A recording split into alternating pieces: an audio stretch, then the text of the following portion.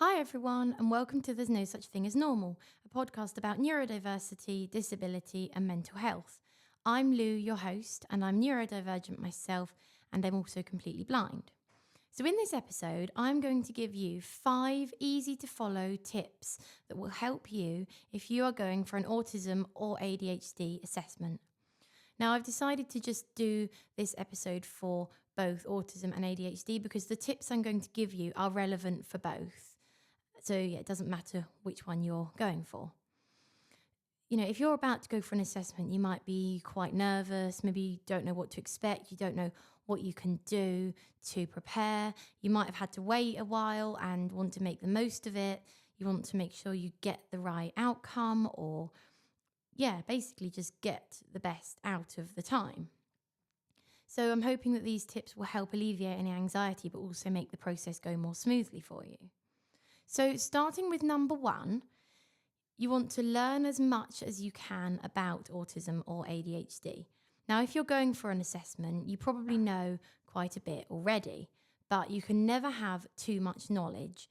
The more knowledge you have about the conditions, the more you will be able to understand how you fit into them, because of course everyone is so individual. Read books or follow people on social media. I think actually the best thing to do is learn about them from other people who experience other, neurodivergent people. If you want to learn, you need to learn from people that live it every day.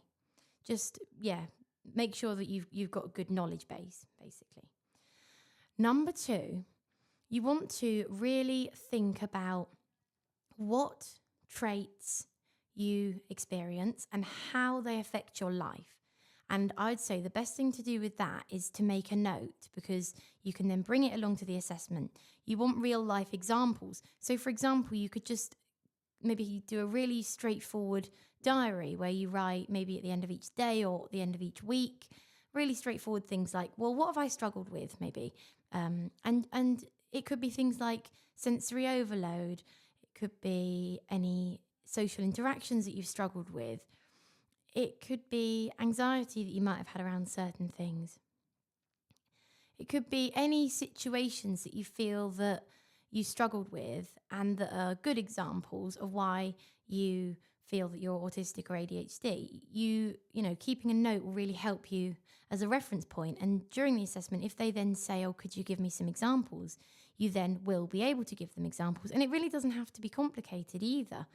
Just, going through your life, think, what is it that I'm struggling with? And, maybe things that you need more help with, or, anything. It could be, you struggling to get motivated, struggling to organize tasks, struggling to keep still, struggling anything that's, coming up in your daily life. And writing them down just really does help when you're in the assessment to then give them examples, because if they say, have you got any examples? Trying to think of them off the top of your head might be quite challenging. So make a note. I'd say number 3 is ask family and friends. And, it might be that your family or friends aren't all that supportive. So then this tip might not be appropriate for you. But if it is, then of course, the advantage to asking other people is that they will very likely have picked up on things that you might not have, because, other people do pick up on things about us that we don't realize. Maybe it's certain things that we do or certain things that we say that we haven't even noticed that we do, but yet they have noticed.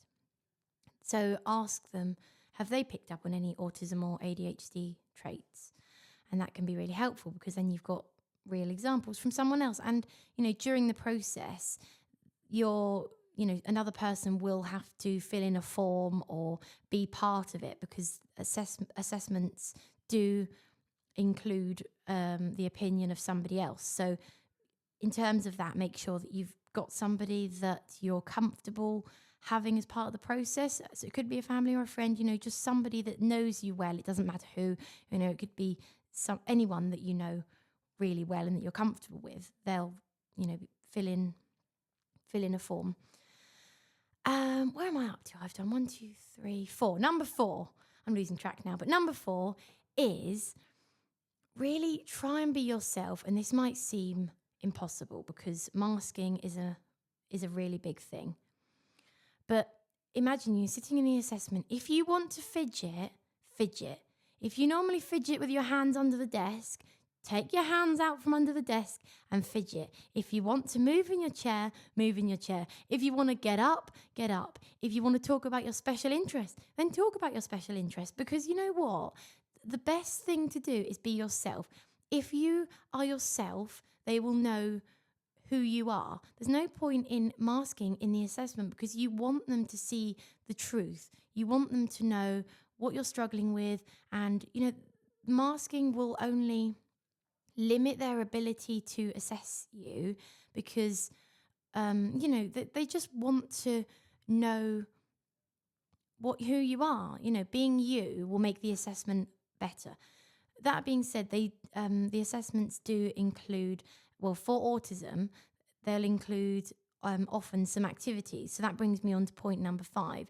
There's no right or wrong answer. If they ask you questions, which they will, just be honest. There is no right or wrong.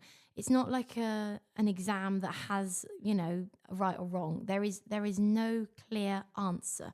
They are interested in you, your life, your experiences. They might get you to do some funny activities and games that might seem odd. Again, just do what comes naturally. All they're trying to do is see how your brain works and how you think. Just don't worry too much about what you should be doing. Just think about what you want to do or how you want to do it. If they ask you to, I don't know, tell them a story, for example, you might not have a clue how to, but just whatever comes out, it's just, I don't know, I think I've said enough. It's not right or wrong. So there we are. There's the 5 tips. So for a recap: 1, learn as much as you can about autism or ADHD. 2, keep a note of how the traits affect your life and what traits you feel resonate with you. 3, ask family and friends for their input because that really helps the assessment go smoothly and they have then got the perspective of somebody else. And you might learn other things about yourself that you might not know. Number 4, try and just be yourself and allow yourself to do what you need to do, whether that's fidgeting or moving around or talking about certain things. It's best that they see you as you. And number 5 is there's no right or wrong. Just be yourself, answer the questions as best you can, or do the activities in the way that comes naturally to you. So, thanks so much for listening. I hope it's been helpful. And I hope that your assessment goes smoothly and that you get the outcome that you want. And I wish you all the best. And I will be back very soon. So, make sure you stay tuned.